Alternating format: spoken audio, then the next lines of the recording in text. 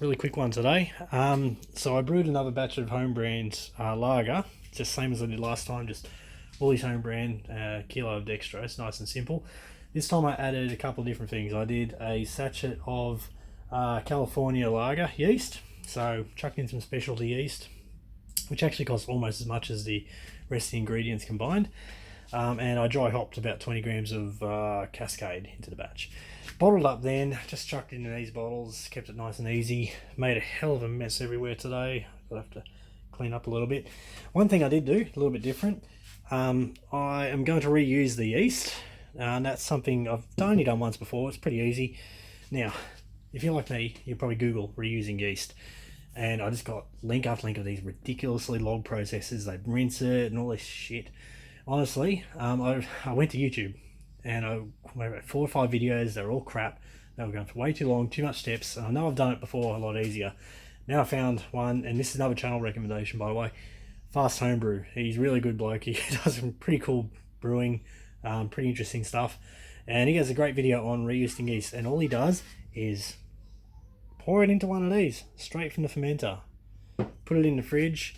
Give it a mix first, obviously, so that whatever leftover beer is left, sort of mix it all up. Put it in the fridge. A couple of days later, maybe tip out some of the beer, and use it within a month. Just tip it right back into another batch. So I'm going to do that. One word of warning, something about this batch that kind of was a bit of an issue, bottling it up. When I dry hopped it, I didn't put it in bags, I just chucked it in, which I've never had an issue before, but today gave me problems bottling it.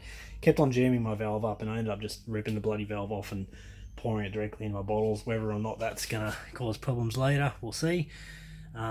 Beer is quite hazy, but that's fine. I don't care about the hazy beer. It's more about making sure it doesn't get all bubbled up and oxygenated and whatever else happens when you do what I just did today.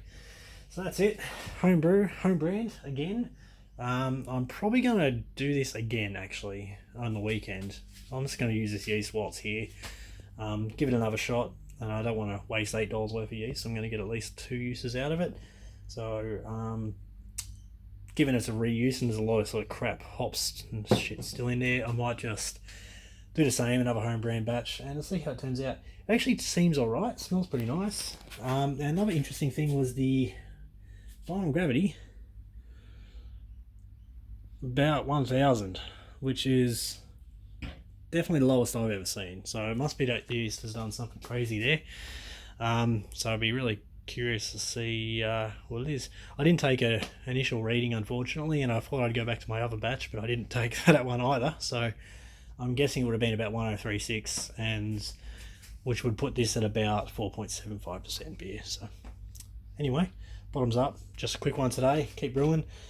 Reusing yeast and home brand with some lager and some hops, and we'll see if it really comes out any better than home brand and dextrose by itself. We'll see. Cheers.